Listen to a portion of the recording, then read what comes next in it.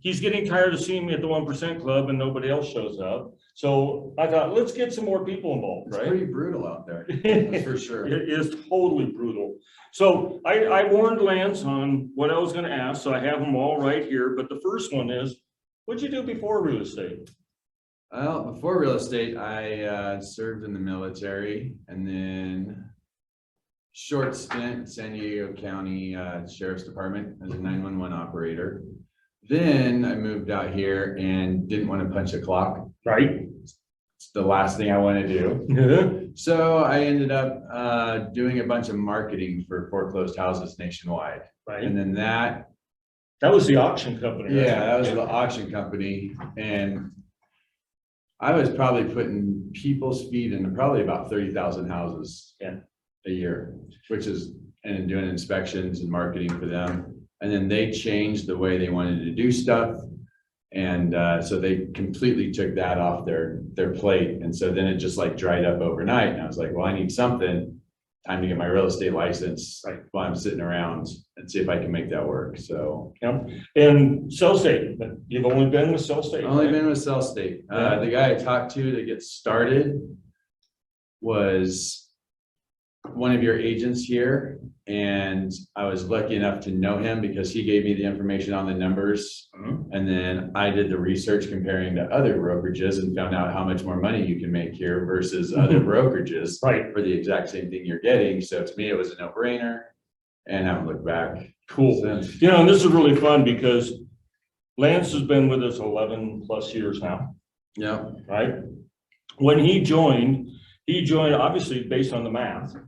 That's the reason I bought the franchise, was because of the math, right? We didn't have any of the great tools. We didn't have KV Core and all of those other things. So he landed here all based off of mathematics, and it really hasn't changed, right? Nope.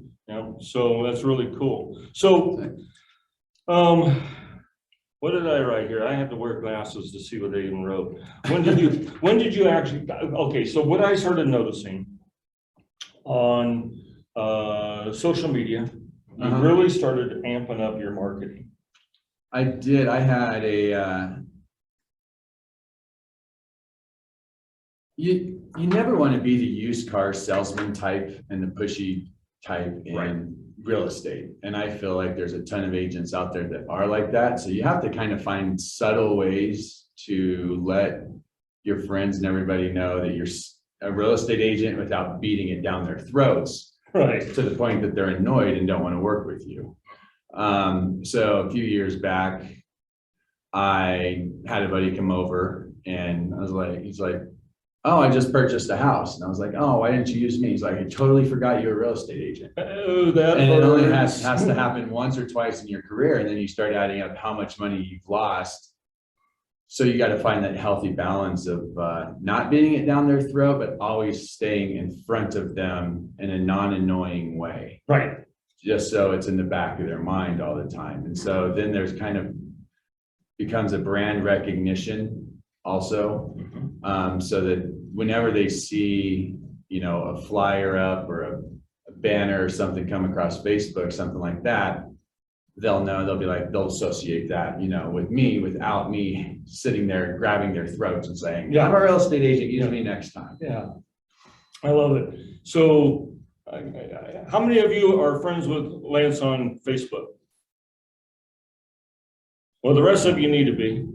I can't see that well. Right? You need to start following Lance, okay? Become friends. One of the cool things, he drives a yellow Corvette. I see him all the time.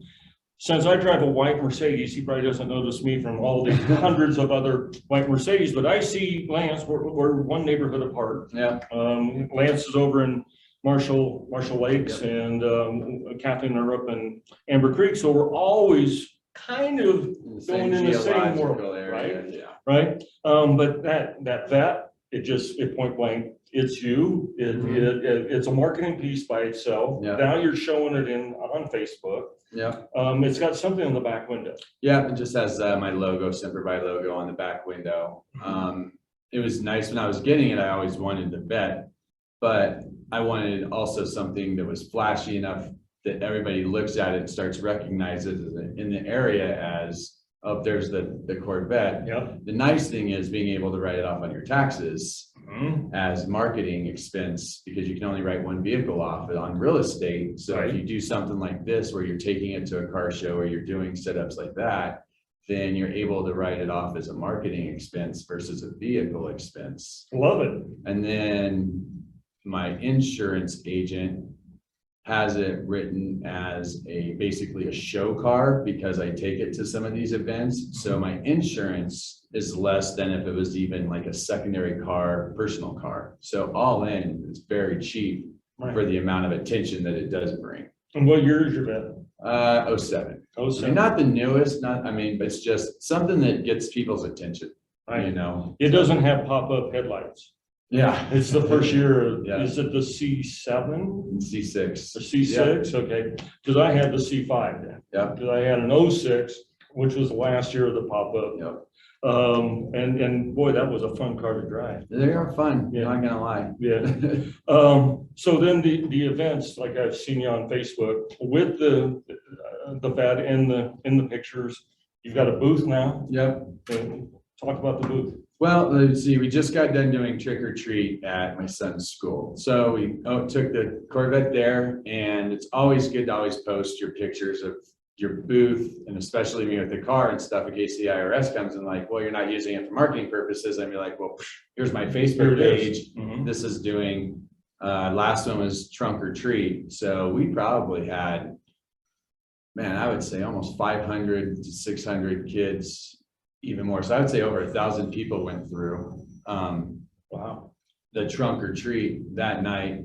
Just set up a table, and then for $140 something, just bought one of those nice tablecloths that are fitted with the logo on it. Mhm. And then get an easy up, you can get that for another $400. So about under $600 all in for a booth, your banners and everything like that. And then you can set up and you look really professional. Now, the key is to try to get people over to your booth, because a lot of people, Yeah, I'm one of these people that avoid everybody. well, right? trunk or treat's a different story, because everybody wants to come over anyway, because you're giving out free candy, Mhm. you know, and you have your cards there. The other, like if you go to like a movie night in the park or something like that, nobody wants to come over to your booth. So we offer, if you sign up, you can get a free smoker. In spring, we'll do a drawing for a Oh, free cool. smoker. That way you're just collecting email addresses. You know, you can put in there, is somebody looking to buy or sell a home in the next 6 months? They don't have to answer that, but what you're trying to gather is their email address. 'Cause Right, the now you're gonna- permission so that you can yeah, market to them. now you're gonna put that into like HomeBot, and if you have their address from them signing up, now you can just start sending them, you know, here's your home value. And then once you type it in, you never have to think about them again until they contact you, because HomeBot does everything else for you. Do you like that HomeBot? way. I do. I like the option it gives people to like, oh, I've got 300,000 in equity. What are my options? What can I do with it? I can take it out, do something else. I can use it as another investment property. I can save it. I can buy down my current, like there's different things that you can do with that money that they, Do you see a real good open rate on HomeBot? I don't see like people beating down my door because of HomeBot. I see one more product that, oh, my house value came through. And this is all people that live in the neighborhood, in the area, because they've all gone to the, you know, Thornton events and things. So they see HomeBot and my logo come through, and then they see you at trunk or treat, or they see you at a 5K run or something like that. Now it's just brand recognition. It doesn't happen overnight. It's not like, here, I'm going to dump this money in here, and people are going to be banging down, handing you thousands of dollars to try to list a house and stuff like that. Right. That's when they do. And yeah, I get a lot more of my business from referrals from past clients, because the testimonials from them is better than just seeing something online. However, there's people that don't have an agent. You can't go outside, pick up a rock, go into a restaurant, not throw it, and hit 5 real estate agents in one section. Well, we of a have restaurant. 25 just in Amber Creek. It's crazy. 25 neighbors, right? But the difference is people see those numbers, and then they see the friends that do it, and there's a lot of them that don't do it full time. Right. So the more knowledge you have, the better you can look as a real estate agent. So being able to have some kind of marketing drip campaign and then seeing the out shows that you're a little bit more professional, established thinking. There's people out there who don't have agents and they're like, oh, I did come across this. Give me some information on it. You're basically fishing for information. Is all you're doing, and doing brand recognition. Yeah, it takes a long time. It takes a long time, right? And people, yeah, it's not an overnight. It's basically your digital farming. Right. Instead of flyers, nothing wrong with going that way. There's just other ways to do it. You can do it the digital way, or you can do it the other way. I like the digital. I can see the numbers a little bit better. I can put an ad on Facebook and it'll tell me you reached 1,600 people and you spent $35 and you had 106 clicks, and all in, you're probably $50 for it. So you're like, okay, I'm paying 50 cents a click. Right. Just to put your logo in front of something. Now, do you, what do they call it? I call it stalking. I don't remember what the real, where you can go back and see who liked your thing and liked your page, and then you can click them and invite them to like your page, and you can start growing your page off that. Yeah. Right. And then, like I said, the stalker, it's like the ad actually will refollow somebody. Yeah. One, like the algorithm, and then I don't know if that's how the cookies part of it work, but once you, in Facebook, you click the Snuggie blanket, guess what? All winter long, you're getting Snuggie blanket ads. And ads for like big fluffy pillows and stuff. And you wonder why that happens. Yeah, I got haunted last week because it's for Medicare right now. It's the re-up. Yep. And I happened to go to, I think it was Kaiser's one, and all of a sudden, everybody reminded me again, I'm old, right? All the Medicare ads were coming my way. So what is your marketing plan for the future? Where do you take it from here to grow it? Honestly, just more brand recognition with the Facebook thing, just collecting more people in order to do the drip campaign. Being more active in the area, there's a bunch of school events and Thornton events, and going into Westminster and expanding into there and getting your tent and your banners and stuff over there. It's nice, like at the school, my kids leaving my elementary school, I have a speaker.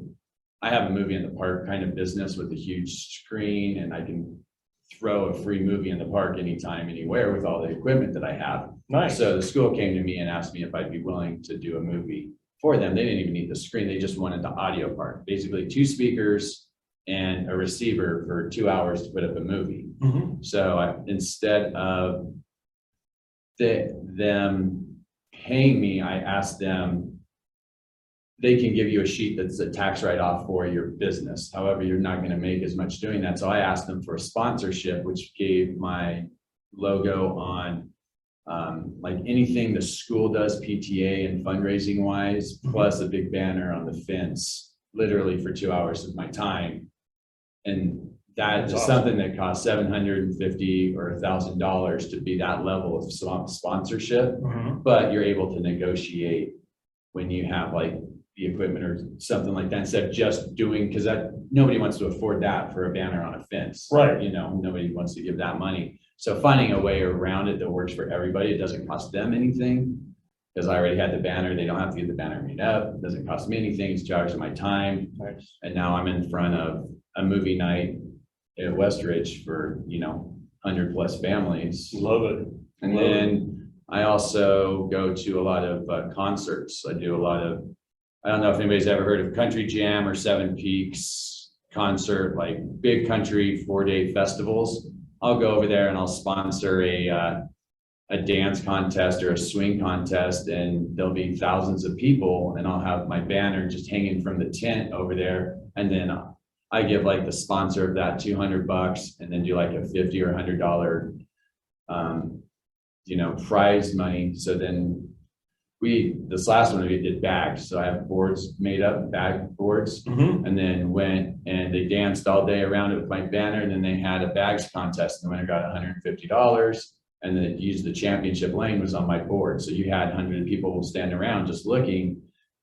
It's not super cheap, but to get out in front of that, and there's something about outside the norm thinking of marketing that if you're playing bags, and this is gonna sound crazy, I've met so many clients in bars being drunk because